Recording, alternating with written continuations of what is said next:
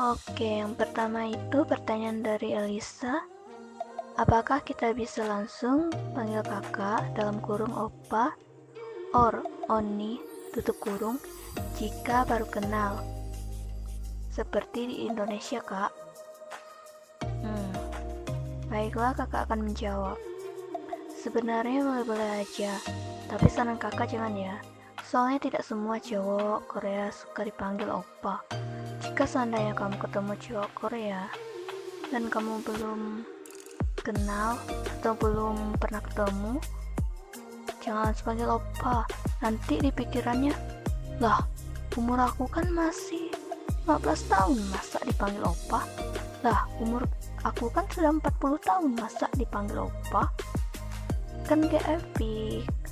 Dan jika dia terlihat sebaya atau seumuran dengan kamu, panggil aja namanya, tambahkan she.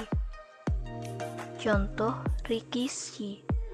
Itu menunjukkan bahwa kamu hormat sama dia. Atau jika tidak keberatan, tanya aja umurnya lebih dulu supaya kamu bisa memanggil dia sesuai umur. Kalau nggak enak manggil yang apa, kamu panggil nama saja plus she tadi ya. Ketahui usianya dulu baru boleh panggil opa. Kalau udah lumayan akrab barulah panggil opa. Kan gini, opa juga menunjukkan hubungan. Misalnya pacar orang. Masa kamu panggil pacar orang opa? Kenal aja enggak? Nah, masa kamu panggil abang orang opa? Kenal aja enggak? Ketemu aja enggak? Intinya, kalau yang belum kenal itu panggil aja nama plus she. Oke? Pertanyaan yang kedua dari Gali. Izin bertanya, Kak. Untuk panggilan nama biasanya diakhiri ada SHI. Sebenarnya itu salah ya, yang benar itu SSI. Ya, sama A. Perbedaan terletak di mana? Bisa asal pakai kayak Yungia, Yungishi, sama Yungia. Itu bedanya apa? Terima kasih. Oke, saya akan menjawab pertanyaan dari Kali. Yang pertama itu she. Itu untuk orang yang belum kamu kenali, seperti yang sudah saya jelaskan di pertanyaan pertama. Untuk yang belum kamu kenali atau temui, contohnya Galishi, Hingishi, kan kita gak tahu umurnya berapa, belum akrab juga, dan parahnya lagi belum kenal sama sekali kan. Jadinya kita panggil nama plus she aja. Kalau untuk pangkat yang lebih tinggi juga bisa panggil she, itu menunjukkan rasa hormat. Oke, selanjutnya ya dan ah. Itu sama aja ya. Bisa sederajat atau sebaya atau teman atau status sosialnya sama dengan kita. Pernah dengar enggak? Haruya. Haruya.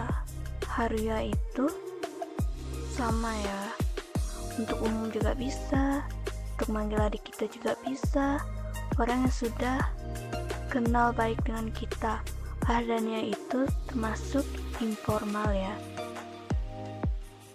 Contohnya Yonga. Yonga itu untuk yang pakai diakhiri konsonan. Kalau Haruya itu untuk yang diakhiri vokal. Oke, terima kasih. Maaf ya jika jawabannya tidak memuaskan. Oke, nomor 3 itu pertanyaan dari Shipa. Jangan panggil anak, salah. Jangan panggil aku anak kecil, paman. Iya. Izin bertanya, Kak. Kenapa orang-orang sering nyebut kayak, maaf ya, gak bermaksud, Korea plastik? Karena banyak yang mengira oplas paling banyak di Korea. Padahal negara yang paling banyak melakukan operasi plastik adalah Amerika. Oke, saya akan menjawab. Benar sekali bahwa Amerika Serikat memang menduduki peringkat pertama dengan jumlah operasi plastik terbesar di dunia. Tapi kok Korea lebih terkenal dengan oplasnya? Yaps, karena oplas di Korsel itu lebih baik dibandingkan negara lain. Contohnya aktor dan aktris Korsel. Para idol, cantik-cantik kan? Ganteng-ganteng kan? Iya sih, ada juga yang tidak oplas, contohnya BTS. Bahkan oplasnya tuh benar-benar sempurna. Produk kecantikan dari Korsel juga banyak tuh. Bahkan pernah ada berita mengatakan bahwa oplas merupakan hadiah kelulusan.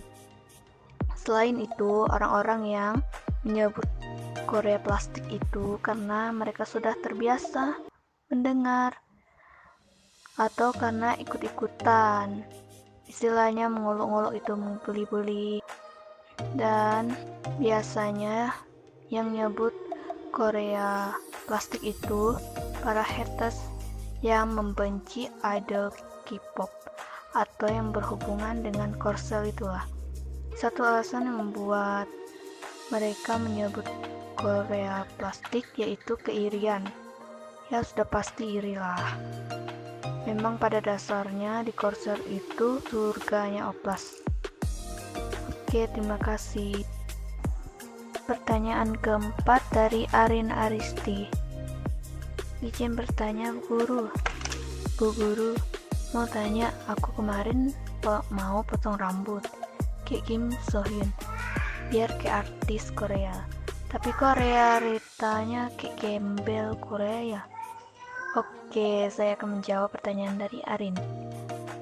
Meskipun seperti itu, kamu harus percaya diri dengan penampilanmu saat ini. Jangan mengatakan, kok aku malah kayak gembel Korea.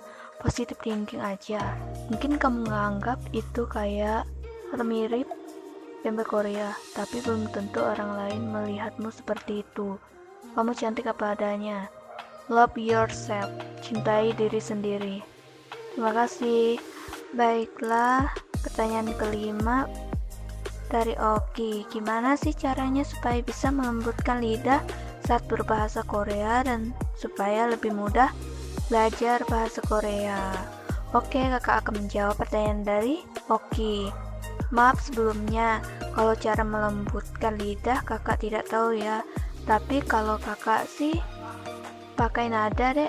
Setiap menyebutkan kata atau kalimat itu pakai nada supaya lebih mudah belajar bahasa Korea itu. Tapi ini versi kakak ya.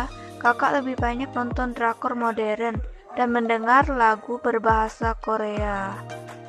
Oke, terima kasih. Maaf jawabannya tidak memuaskan. Oke, pertanyaan dari Moni. Kak, saya mau bertanya, apa iya jika kita mengucapkan setiap huruf vokal dasar atau vokal ganda Korea itu mulutnya diharuskan dibuka sedikit lebih besar atau hanya beberapa huruf saja? Oke, kakak akan menjawab pertanyaan dari Moni. Kalau menurut kakak sih yang dari vokal dasarnya itu EO sama O. Kan sama itu dibaca O juga. Tapi kalau EO itu mulut dibuka agak sedikit lebih besar ya. O. Kalau buat O itu yang O-nya kan ada EO tuh. EO dibaca O. Kemudian yang keduanya yang O-nya. Mulut itu dibuka kecil, O. Yang lainnya tuh selebihnya kayak baca abjad ya. Kecuali yang konsonannya pasti ada angin-anginnya dikit. Misalnya ga. Seperti itu. Itu sih yang kakak tahu. Terima kasih.